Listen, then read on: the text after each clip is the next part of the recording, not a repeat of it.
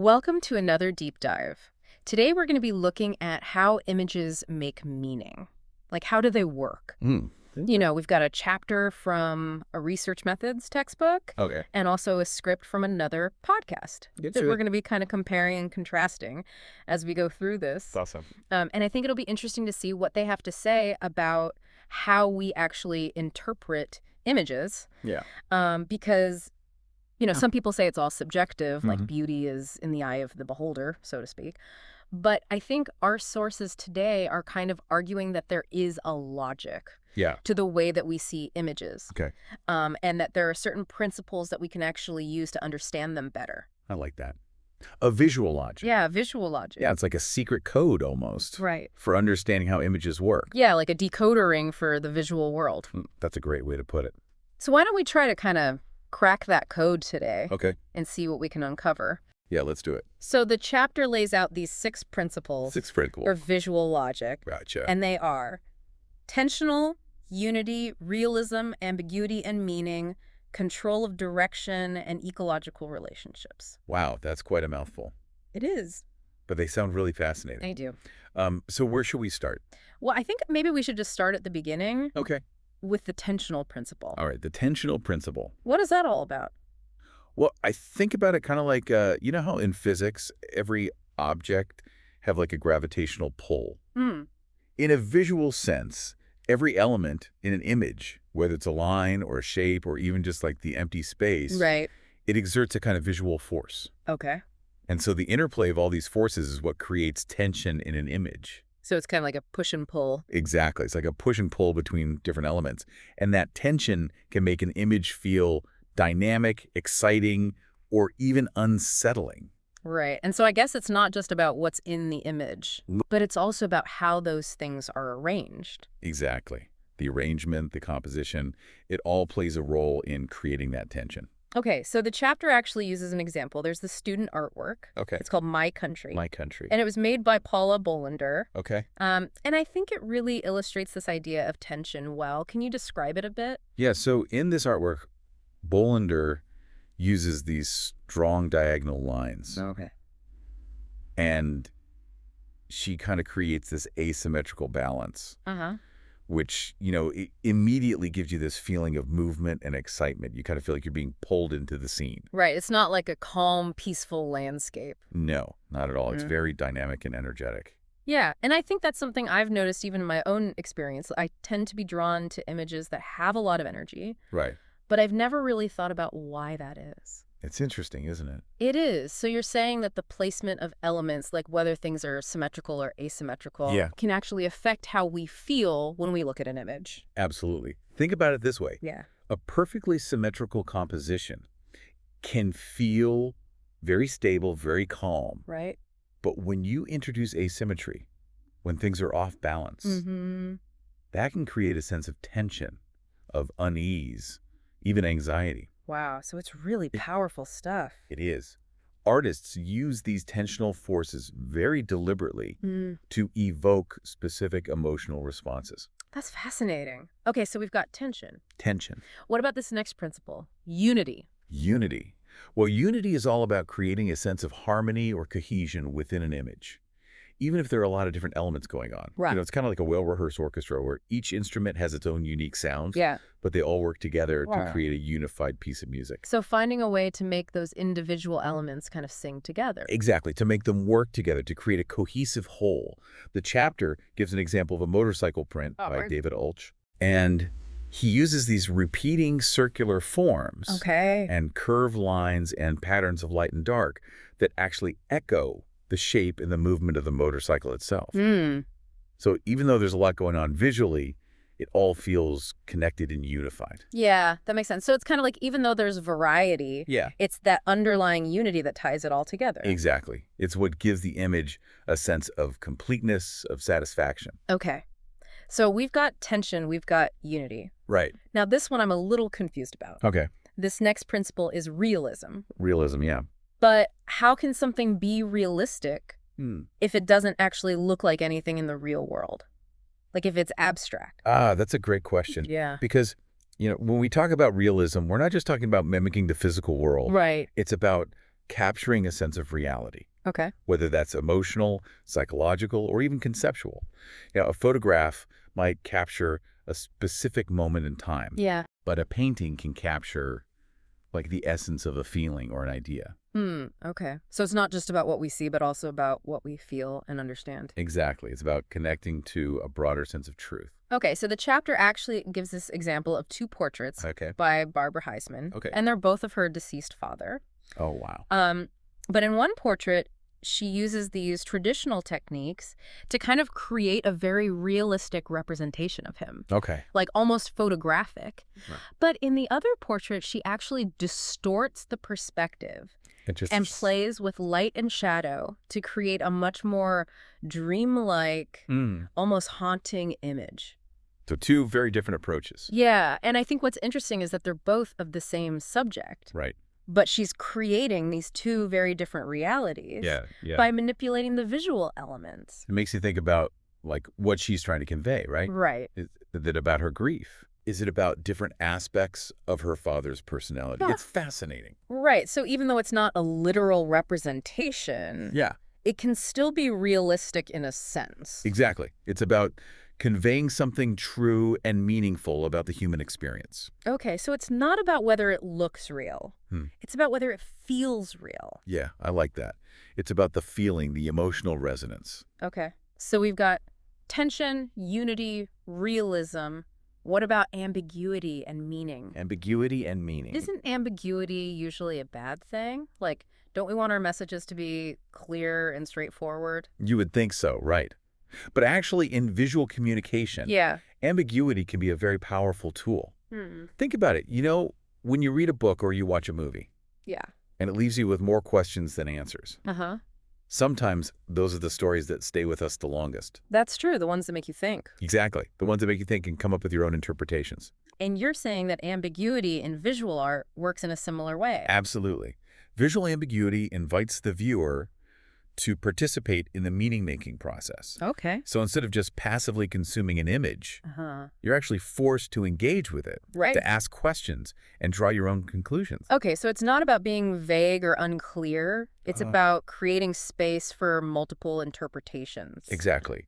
It's about creating a richer, more layered experience for the viewer. Okay, I see. So the chapter gives an example of this drawing called Network by George Pritchard. It's George Pritchard. And apparently it started as just a random scribble. Wow. But when you look at it, you can see all sorts of things. Like you can see a network of friends or electronic circuitry or even a map of a city. So it's like a visual Rorschach test almost. Yeah, where everyone sees something different. Exactly. And that's what makes ambiguity so fascinating. It allows for a much more personal and individualized experience. That's really interesting. Okay, so we've got tension, unity, realism, ambiguity. Now, what about this principle, control of direction? Control of direction. This one's all about how the artist guides the viewer's eye through the image, kind of leading them on a visual journey. It's almost like a director choreographing a scene in a movie. Right, like they use the camera angles and the lighting. Yeah, exactly. They use all these techniques to focus our attention on certain elements and to create a specific emotional impact. So in visual art, it's about making sure the viewer sees what the artist wants them to see. In a way, yes. It's about being deliberate with the composition and using things like leading lines and contrast and focal points to draw the viewer's eye to certain areas and create a sense of movement or rhythm within the image. So it's not just about randomly throwing things on the canvas. No, not at all. It's about being intentional with every element, with every placement. Okay, so there's an example in the chapter. Brian Roberts did a self-portrait. Self-portrait, okay. And he actually uses contrast to emphasize certain areas like his hair and his hands while leaving his face and his shoulders kind of obscured. Interesting. So it's like he's highlighting certain aspects of himself, certain parts of his identity. Right. And I guess that's what's so interesting about this principle. It's like it allows the artist to kind of subtly guide our gaze and influence how we perceive the image. Exactly. It's a very subtle but powerful way of shaping the viewer's experience. That's fascinating. Okay, so we've got tension, unity, realism, ambiguity, control of direction. What about this last principle, ecological relationships. Ecological relationships. This one's a bit more conceptual. Okay. It's about recognizing that art is not created in a vacuum. Right. It's part of a larger ecosystem that includes the artist, Yeah. the artwork itself, and even the viewer. Okay, so it's about the relationship between all those things. Exactly. It's about understanding how they all interact and influence each other. So it's not just a one-way street. No, it's a dynamic, evolving relationship. Yeah. The artist brings their own experiences and ideas to the work. The artwork itself has its own inherent qualities. Right. And then the viewer brings their own perspectives and interpretations to the table. So it's kind of a conversation. Yeah, it's like a three-way conversation between the artist, the artwork, and the viewer. That makes sense. So the chapter gives this example of Clint Hanson's self-portrait. Okay. And it's interesting because it didn't just start as a finished painting. No. He actually started with a crumpled piece of paper. Oh, wow. And then he kind of worked through a series of sketches and revisions until he arrived at the final image. Interesting. So he's kind of inviting the viewer to be part of that process. Right. Like we're not just seeing the end product. Yeah. We're seeing the journey. Exactly. And that can add a whole other layer of meaning to the work. Okay. So I think we've laid a pretty good foundation with these 6 principles. Yeah. But I'm really curious to see how they actually play out in a real-world example. Me too. It would be great to see how these principles work together. Well, the chapter mentions a case study Oh, that compares 2 paintings by this artist, Chuck Richards. Chuck Richards. Okay. One is called Self-Portrait, Self-portrait, all right. and the other is Man in Mayhem. Man in Mayhem. Wow, those titles are pretty evocative. Yeah, they are. I'm curious to see what they're all about. Me too. Let's dive in. So in Self-portrait, Richards is depicting himself very meticulously, almost like a scientist in his studio. Right. There's like a lot of scientific equipment in the background, and he's wearing a lab coat. Yeah, exactly. And he's holding a magnifying glass. I didn't even notice that. Yeah, it's a really tiny detail, but it's like he's carefully examining something. Great. And even the way he's positioned. Yeah. It's like he's observing the world through this very analytical lens. Exactly. And the tensional principle really comes into play here because the composition feels very balanced, very orderly. You know, there's not a lot of chaos or tension in the image. It's very calm, very controlled. Right. You kind of get the sense that everything is in its place. Precisely. And the unity principle is also at work here. Okay. You know, Richards uses light and shadow to create a sense of cohesion. Okay, I see that. All the highlights flow together, drawing your eye through the composition. Right. So everything feels very deliberate and harmonious. Right. It's like all those different elements are working together to tell a unified story. Exactly. Okay, so we've got tension, unity. What about realism? Realism. This painting obviously looks realistic. Yeah. Like it's a very skillful representation of what he saw. But how does it go beyond just mimicking the physical world? That's a great question. And I think that's where the details really come into play. Okay. You know, you have to look closely to see the nuances that hint at something deeper. Okay, so what kind of details are we talking about? Well, for example, notice the mirror in the background. Okay. It's cracked, Oh, yeah. which disrupts this otherwise perfect reflection Right. that we see in the painting. It's like that crack is a symbol for something. Exactly. Like it's a reminder that even the most carefully constructed self-image Yeah, can still be fragile or flawed. precisely. Yeah. And that brings us to the principle of ambiguity. Okay. Because even though this is self-portrait, Mm-hmm. you know, Richards isn't giving us all the answers. Right. There's a sense of mystery, a distance between the artist and the viewer. Right. That invites us to wonder, you know, what's going on beneath the surface? What thoughts or emotions might he be holding back? Okay. So even though it's a portrait, it's not telling us the whole story. Exactly. It's leaving room for interpretation. Okay. What about the control of direction? How is Richards kind of guiding our eye through this image? Well, notice how the brightest highlight in the painting is on his hand, which is holding a paintbrush. Right.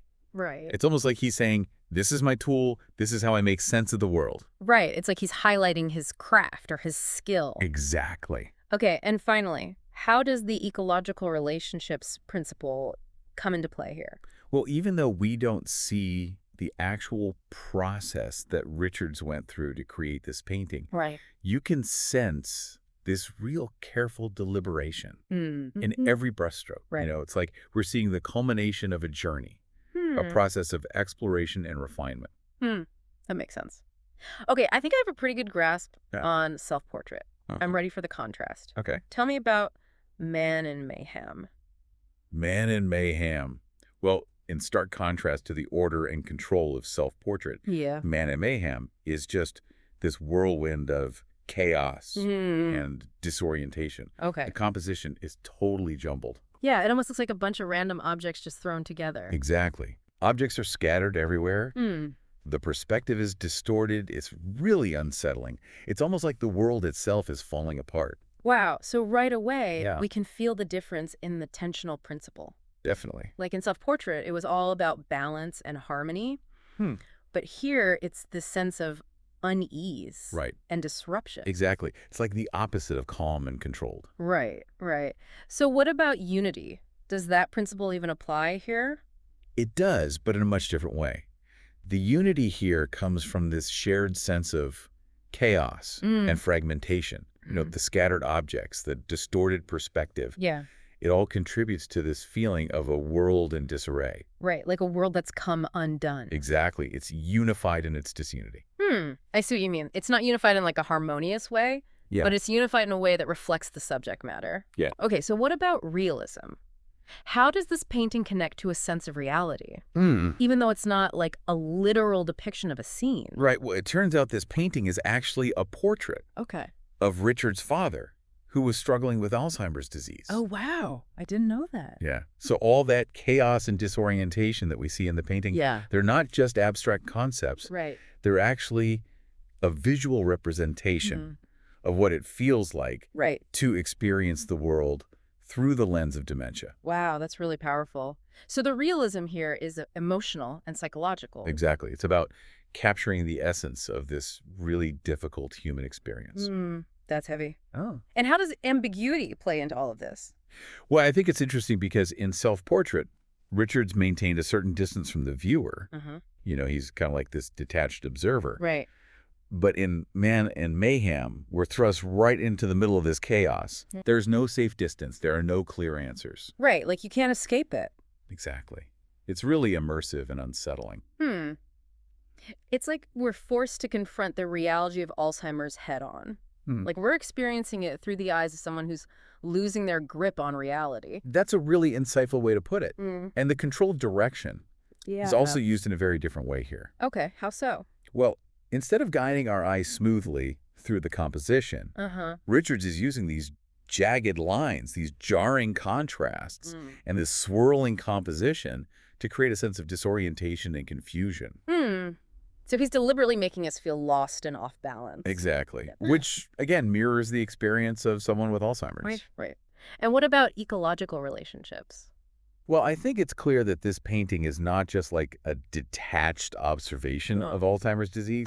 It's a deeply personal and emotional response to a lived experience. You know, you can really feel Richard's struggle to make sense of what's happening. Yeah. To capture the essence of this devastating illness. Right, like it's a product of his own personal journey. Exactly. And I think that's what makes this painting so powerful. It's this raw and honest expression of his own emotional reality. Right, it's not just about aesthetics. Yeah. It's about something much deeper.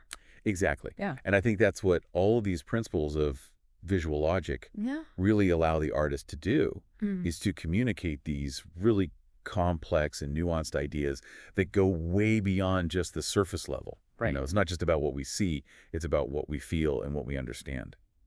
It's amazing how these two paintings, Yeah. created by the same artist, can evoke such completely different feelings and communicate such different messages, Right. all because of how he's applied these principles. Exactly. It really highlights the power of this visual language. Yeah, and I think it also highlights the importance of understanding this language Definitely. so that we can appreciate the artistry and the intentionality behind the images that we encounter. Exactly. It's about becoming a more mindful and engaged viewer. Yeah, it opens up a whole new dimension to the artwork. Exactly. And, you know, it's not just about appreciating art. It's about understanding how these principles can be used in everyday life. Right, like in design, advertising, even just in the way we present ourselves to the world. Absolutely. It's all about visual communication. That's a great point. Okay, so I'm still kind of grappling with this idea of ambiguity. Yeah. Like, I get that it can be powerful, but I'm still not sure how to actually embrace it in my own creative work. Right. It could be a bit scary, right, to let go of that control. Yeah. Like, I want my message to be clear. I don't want people to be confused. Yeah, I understand that. Yeah. But I think the key is to think of ambiguity not as confusion, Okay. but as an invitation. An invitation for the viewer to participate in the meaning-making process. Okay, so instead of giving them all the answers, Yeah. I'm giving them the space to come up with their own interpretations. Exactly. You're giving them the pieces of the puzzle and letting them put it together in their own way. Right, so it's like I'm creating a starting point, Yeah. but I'm not dictating the destination. Precisely. And that could be really liberating, both for you as the creator and for the audience. Right. It's like we're going on this journey of discovery together. Exactly. And who knows what we might find along the way. That's exciting. So ambiguity isn't about being vague or confusing. No. It's about creating a space for dialogue and for multiple perspectives. Exactly. It's about embracing the richness and complexity of human experience. Wow, this has been such an eye-opening deep dive. I'm glad you enjoyed it. I really have. I feel like I'm seeing the world in a whole new way. That's fantastic. And remember, these principles are not just for artists. They're for everyone. Right. Anyone who wants to communicate more effectively. Right, whether it's through images or words or even just our own body language. Absolutely. It's all connected. So as we wrap up today's deep dive, I want to leave our listeners with a final thought. Okay. If you're feeling inspired to explore your own visual creativity, don't be afraid to experiment. Yeah. Play with these principles. See how they feel in your own hands. Exactly. Yeah. And most importantly, have fun. Absolutely. Well, thank you so much for joining me on this deep dive. It's been a pleasure. It really has. And to all our listeners out there, keep those eyes open, those minds curious, and those creative sparks flying. I love that. We'll see you next time for another deep dive into the world of ideas. Can't wait.